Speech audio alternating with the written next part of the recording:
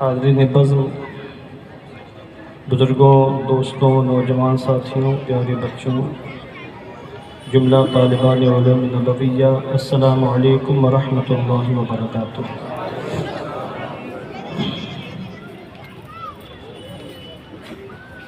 نحمدہ ونصلی ونسلم علی رسولہ الکریم،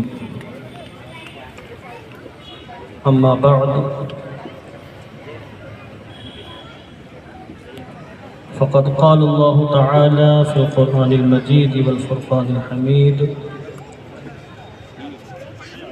يرفع الله الذين آمنوا منكم والذين أوتوا العلم درجات. وقال في مقام آخر: قل هل يستوي الذين يعلمون والذين لا يعلمون. صدق الله العظيم وصدق رسوله النبي الأمين المكين الكريم، ونحن على ذلك لمن الشاهدين والشاكرين والحمد لله رب العالمين. مولاي صل وسلم دائما أبدا على حبيبك خير الخلق كلهم. هو الحبيب الذي ترجى شفاعته لكل هول من الأهوال مقتحم، فهو الذي تم معناه وصورته ثم اصطفاه حبيبا بارئ النسم، منزه عن شريك في محاسنه فجوهر الحسن فيه غير منقسم. فاق النبيين في خلق وفي خلق ولم يدانوه في علم ولا كرم، فإن من جودك الدنيا وضرتها ومن علومك علم اللوح والقلم. يا رب بالمصطفى بلغ مقاصدنا واغفر لنا ما مضى يا واسع الكرم. آئیے انتہائی عقیدت و احترام کے ساتھ اپنی اور ساری کائنات کے مرکز عقیدت حضور سید عالم جان عالم فخر بنی آدم امام الانبیاء والمرسلین رحمت للعالمین ارواحنا فداہ جناب محمد الرسول اللہ صلی اللہ تعالی علیہ وسلم کے مقدس بارگاہ میں درود و سلام کا ہدیہ محبت پیش فرما لیں. پڑھیں بآواز بلند: اللہم صلی علی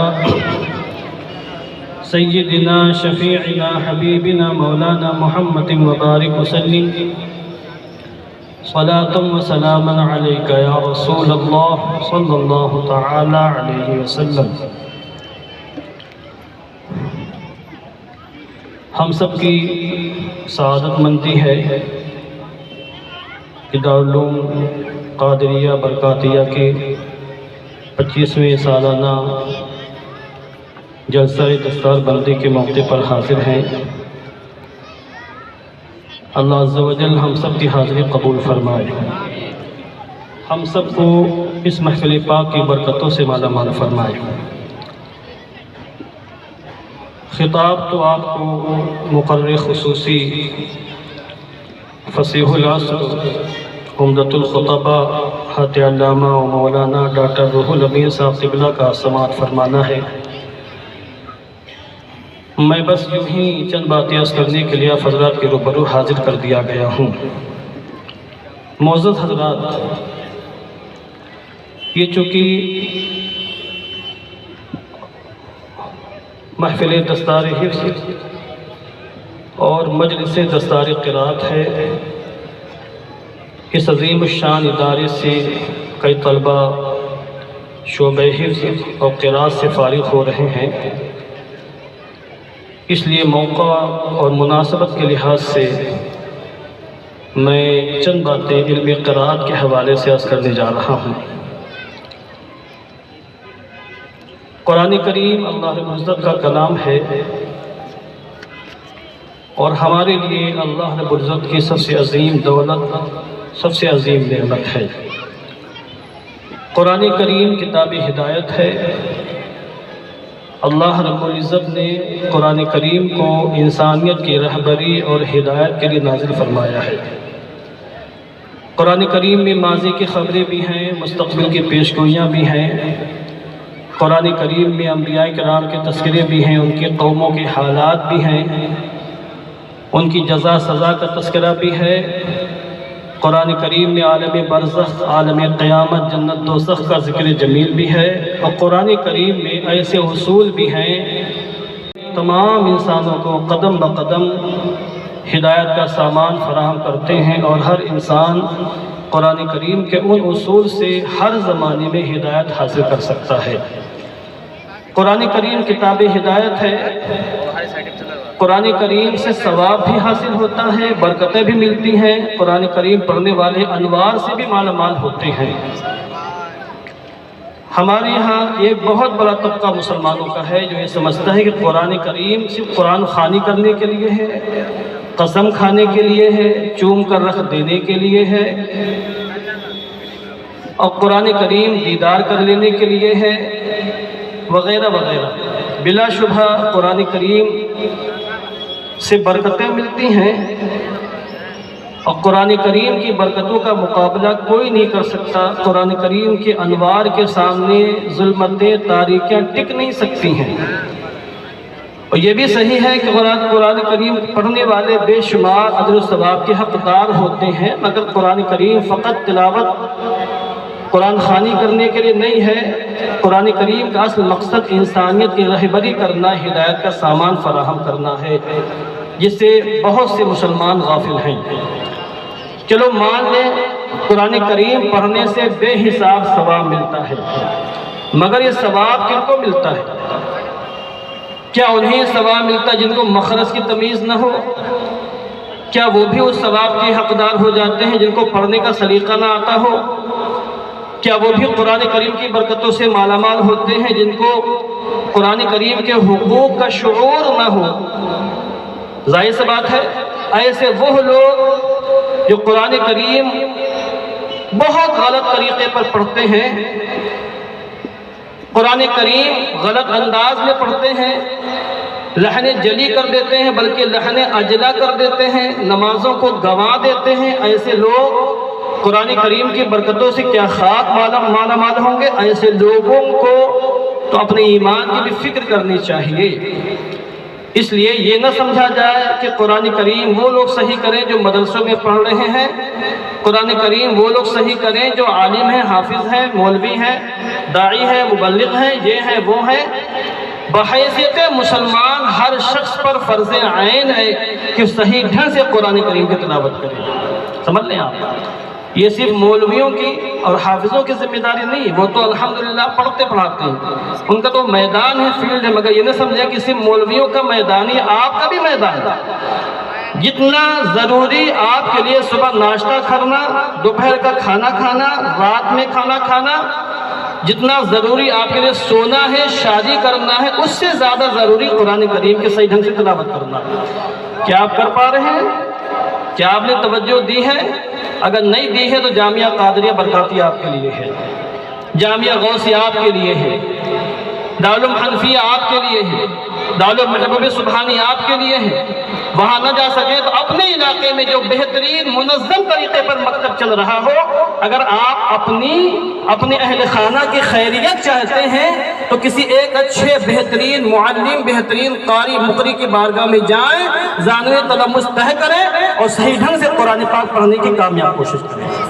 یہ آپ کی شرعی، اخلاقی، دینی اور ایمانی ذمہ داری، باقی سارے کام کریں نہ کریں، قرآن کریم صحیح ڈھنگ سے پڑھنا سیکھیں، باقی مرحلہ بعد میں آ گیا۔ عقائد کی درستگی کے بعد افضل ترین رکن کیا ہے بتائیں ہمیں؟ کسی کو پتہ ہے؟ ہاتھ اٹھا کے کوئی بھی ایک بندہ ہاتھ اٹھا دے۔ ضروریات دین کو بھائی اہل اسٹیج آپ لوگ مستثنیٰ ہیں، اور ہر جگہ اس طرح کی گفتگو میں اہل اسٹیج، اہل ممبر مستثنیٰ ہوتے ہیں، آٹومیٹک مستثنیٰ ہوتے ہیں، ان سے خطاب ہوتا ہی نہیں، وہ تو سراپا برکت ہوتے ہیں۔ آپ حضرات بتائیں، ایک شخص مومن ہے جس کے عقائد بالکل صحیح ہے، ضروریات دین کو مانتا ہے، تسلیم کرتا ہے، ضروریات دین کو تسلیم کرنے کے بعد جب اعمال کا مرتبہ آتا ہے تو اعمال میں سب سے افضل عمل، سب سے بہترین عظیم رکن کیا ہے؟ کوئی ایک بندہ ہاتھ اٹھا کے بتا دے ہمیں۔ نہیں پتہ ہے؟ جب آپ کے محلے میں اذان ہوتی ہے حی علی الصلاۃ حی علی الفلاح، آؤ نماز کے لیے، آؤ کامیابی کے لیے، تو جو مؤذن جس کام کے لیے آپ کو بلاتا ہے وہی کام سب سے عظیم ہے، یعنی نماز۔ نماز کی صحت موقوف ہے قرآن مقدس کی صحت پر۔ نماز اہم ترین رکن ہے۔ نماز کی ادائیگی صحیح ڈھنگ سے اس وقت ہوگی جب آپ قرآن کریم صحیح ڈھنگ سے پڑھ سکیں، ورنہ آپ کے نمازی خطرے میں غلط ہوگی، نماز میں معنی فاسد ہوگا، اور جب نماز میں تلاوت قرآن میں معنی فاسد ہو، نماز فاسد ہو جاتی ہے۔ تمام کتابوں کے اندر مسئلہ موجود ہے، اس کو سمجھیں آپ۔ ہمارے ہم نے کئی لوگوں کو دیکھا بمبئی کی سرزمین پر 10 سال 20 سال 15 سال 25 سال نمازیں پڑھ رہے ہیں، سجدے کرتے کرتے ماتھے پر نشان آ گیا، سجدہ کرتے کرتے ناک رگڑتے رگڑتے ان کی ناک میں سیاہی ظاہر ہو جاتی ہے، مگر ان کو اللہ نے توفیق نہیں دی، یا وہ خود کاوش نہیں کرتے کہ توفیق کیا ملے کہ وہ قرآن کریم صحیح ڈھنگ سے سیکھیں، نماز کے مسائل سیکھیں۔ اس لیے تجوید کے ساتھ پڑھنا، قرآن کریم میں ہمیں تجوید کے ساتھ پڑھنے کا حکم دیا۔ قرآن کریم میں اللہ نے فرمایا وَرَتِّلِ الْقُرْآنَ تَرْتِيلًا، قرآن کریم کو ترتیل کے ساتھ پڑھو۔ آئیے شیر خدا مولا کائنات کی بارگاہ میں چلتے ہیں، پوچھتے ہیں حضور مولا کائنات ہمارے آقا، آپ یہ بتا دیں کہ حضور رحمت عالم جان عالم علیہ الصلوۃ والتسلیم نے سے آپ نے ترتیل کے بارے میں کیا سماعت فرمایا؟ تو آپ کہیں گے ترتیل کا معنی ہے تجوید الحروف معرفت الوقوف، حروف کی تجوید اور وقوف کی معرفت، یہ ہے ترتیل کا مفہوم۔ ترتیل میں تجوید داخل ہے۔ ترتیل کا معنی ہی ہے ٹھہر ٹھہر کے عمدہ طریقے سے تمام حروف کو ان کے مخارج سے ادا کرنا۔ اگر کوئی شخص اس میں کوتاہی برتا ہے تو بسا اوقات معنی فاسد ہو سکتا ہے، اور جب معنی فاسد ہوگا تو نماز جائے گی، ایمان انسان گنہگار ہوگا، چونکہ نماز کے ضائع ہونے کی بنیاد پر انسان گنہگار ہوتا ہے، گناہ کبیرہ کا مرتکب ہوتا ہے۔ اس لیے مدرسوں سے فیض اٹھائیں، چندہ بھی دیں، تعاون بھی کریں، زبانی تعاون بھی کریں، قدمے درمے سخنے جو بھی آپ سے ہو سکے تعاون کریں، مگر آپ اپنے اوپر بھی آپ توجہ دیں۔ مدارس کا مقصد صرف چند بچوں کو حافظ قرآن بنانا نہیں، چند بچوں کو قرآن بنا دینا نہیں، مدارس کا مقصد عوامی اہل سنت کے مکمل ہر معاملے میں اصلاح کرنا ہے۔ میں سمجھتا ہوں کہ اگر کسی کیا ہو گیا بھائی درشی پڑھیں اللہم صلی علی سیدنا مولانا محمد مبارک وسلم صلاۃ و سلام علیک یا رسول اللہ صلی اللہ علیہ وسلم۔ آپ میرے خیال سے رہنے دیں، وہ میں خراب ہو رہا۔ مدارس اسلامیہ کا مقصد کیا؟ علم کا نور پھیلانا، علم کی چمک کو عام کرنا۔ جس علاقے میں اگر کوئی مدرسہ، اس علاقے کے رہنے والے اگر قرآن کریم غلط پڑھ رہے ہیں تو مدرسے کی خطا نہیں ہے، اس علاقے کے رہنے والوں کی کوتاہی اور غفلتوں کا نتیجہ ہے۔ چراغ تلے اندھیرا، اس لیے آپ مکمل کاوش کریں۔ اب اس کو میں چند مثالوں سے واضح کرنا چاہتا ہوں۔ قرآن کریم میں تجوید کی غلطی ہو، معنی کتنا فاسد ہوگا۔ پہلے یہ سمجھ لیں کہ قرآن کریم کی اہمیت اور شان کیا ہے۔ آپ بتائیں ہمیں کہ اگر آپ کے والد، آپ کے مرشد، آپ کے پیر، آپ کے بڑے بھائی، آپ کا کوئی ایسا شخص جس کو آپ اپنا محسن سمجھتے ہیں اور یہ سمجھتے ہیں کہ یہ ہم سے محبت کرتے ہیں، ایسا کوئی محبت کرنے والا آپ کے پاس کوئی میسج بھیجے، خط بھیجے، اب خط کا زمانہ چلا گیا، میسج کا زمانہ ہے، موبائل سب کے پاس ہے، میسج بھیجے آپ کو، اور آپ کو معلوم ہو کہ میسج فلاں کا ہے، اب اس کو چومیں، سر پہ رکھیں، گلے سے لگائیں، سینے سے لگائیں، تو جس نے میسج بھیجا وہ آپ سے راضی ہوگا؟ بتائیں آپ، بالکل نہیں۔ راضی کب ہوگا؟ جب آپ میسج پڑھیں، میسج میں ہے تو صحیح ڈھنگ سے پڑھیں، بھیجنے والے نے جس انداز سے بھیجا ہے اس انداز سے پڑھیں۔ آپ میسج کو غلط پڑھا تب بھی وہ آپ سے خوش نہیں ہوگا، میسج کو نہیں پڑھا تب بھی خوش نہیں ہوگا، میسج کو پڑھ کر سمجھے نہیں تب بھی وہ خوش نہیں ہوگا، میسج میں جو آپ کو ہدایت دی گئی ہے اس ہدایت کو حاصل نہ کرے تب بھی وہ بھیجنے والا خوش ہوگا۔ قرآن کریم اللہ کا آخری پیغام جو حضور رحمت عالم جان عالم پر نازل ہوا، یہ پیغام ہمارے پاس صبح قیامت تک رہے گا، ہدایت کا دروازہ قیامت تک کے لیے کھلا ہوا ہے۔ اگر ہم قرآن کریم کو نہیں پڑھتے ہیں یا پڑھتے ہیں غلط پڑھتے ہیں یا پڑھتے ہیں سمجھتے نہیں ہیں یا سمجھتے ہدایت نہیں حاصل کرتے ہیں تو اللہ ہم سے راضی نہیں ہوگا۔ ہمیں قرآن مقدس کے ہر طرح کی تباہی اور ہلاکت اللہ کے لیے ہے جو ساری کائنات کا رب ہے۔ لا حول ولا قوت الا باللہ۔ حمد کے جہاں اور معنی ایک معنی اس کا ہلاکت بھی ہے، تباہی، بربادی، کمزوری، سستی۔ یہ ہے مخرج کی اہمیت۔ اگر کوئی شخص تجوید کے ساتھ نہیں پڑھ رہا ہے تو آپ کیا قرآن کریم کے ساتھ کھلواڑ کر رہے ہیں، قرآن کریم کے ساتھ مذاق کر رہے ہیں، قرآن کریم کے ساتھ استہزاء کر رہے ہیں۔ اور کسی مومن سے وہ تصور نہیں ہے کہ وہ قرآن کریم کے ساتھ استہزاء کرے، قرآن کریم کا مذاق اڑائے، قرآن کریم کو غلط پڑھے۔ جب کسی مومن سے متصور نہیں ہے تو کسی بندے مومن سے یہ بھی متصور نہیں ہونا چاہیے کہ تجوید و قرات کے حوالے سے کوتاہیاں برتے، غفلتیں برتے، دنیا بھر کے سارے کام کرتا پھرے، مگر دینی اعتبار سے، ایمانی لحاظ سے، ایک مومن ہونے کے حیثیت سے، غلام رسول ہونے کے حیثیت سے جو اس کی ایک بہت بڑی ذمہ داری سی، اس ذمہ داری سے وہ کوتاہی برت رہا ہے، اس ذمہ داری سے غفلت برت رہا ہے۔ یہ ایک میں نے مثال پیش کی، اس کی اگر مثالیں پیش کی جائیں بہت سی مثالیں پیش کی جا سکتی ہیں۔ بہت غور سے سنیں، ہمیں پتہ ہے مزہ نہیں آ رہا ہوگا آپ کو، ظاہر بات ہے جب ہم کسی کا عیب کھول کر اس کے سامنے آئینہ کریں گے تو ہر کوئی بھی شخص اپنا عیب دیکھنا نہیں چاہے گا۔ اگر آپ کے اندر یہ کمی ہے یا میرے اندر یا کسی کے اندر بھی ہے تو اس کو اپنی اصلاح کر لینی چاہیے۔ قرآن کریم کی شان کیا ہے؟ رسول پاک علیہ الصلوۃ والتسلیم نے قرآن کریم کے بے شمار فضائل بھی بیان فرمائے۔ یہی فضیلت کیا کم ہے، کلام الہی ہے، وہ جبریل امین کے ذریعے وہ دنیا میں تشریف لایا۔ حضور رحمت عالم جان عالم کے سینے اطہر پر، قلب اطہر پر 23 سال تک نازل ہوتا رہا۔ یہ قرآن کریم کی کیا کم فضیلت، مگر مزید آقا کریم علیہ الصلوۃ والتسلیم نے قرآن کریم کی برکتیں بیان فرمائی، قرآن کریم کی شانیں بیان فرمائی، اور قرآن کریم کی تلاوت پر کتنا اجر و ثواب ملتا ہے اس کو خود آقا کریم علیہ الصلوۃ والتسلیم نے بیان فرمایا ہے۔ یہ اجر و ثواب تبھی ملے گا جب آپ تجوید کے ساتھ قرآن کریم کی تلاوت کریں گے۔ اب آپ سوچیں کہ بھئی اجر و ثواب کی بات ہے تو ہم بچوں کو مدرسے سے بلا لیں گے، وہ قرآن خوانی کر لیں گے، ابا کے نام سے، دادا کے نام سے، پردادا کے نام سے، ان کے نام سے، ان کے نام سے، تو کیا نماز بھی آپ مدرسے کے بچوں سے پڑھوا لیں گے؟ کیا نماز بھی آپ کی طرف سے آپ کے بچے پڑھ لیں گے؟ مسئلہ تو یہ ہے کوئی شخص کسی دوسرے شخص کی طرف سے نماز پڑھ ہی نہیں سکتا۔ اگر کسی کا انتقال ہو جائے صدقہ تو کر سکتے ہو اس کے نام سے، فدیہ بھی دے سکتے ہیں، مگر اس کے طرف سے نماز پڑھی جا سکتی ہے۔ جس پر ذمہ داری آئے گی وہی نماز پڑھے گا، کوئی دوسرا نہیں پڑھ سکتا۔ لہٰذا نماز تو پڑھنا ہی پڑھنا، اس لحاظ سے بھی آپ پر قرآن کریم کی صحت، قرآن کریم کو تجوید کے ساتھ پڑھنا واجب و ضروری ہے۔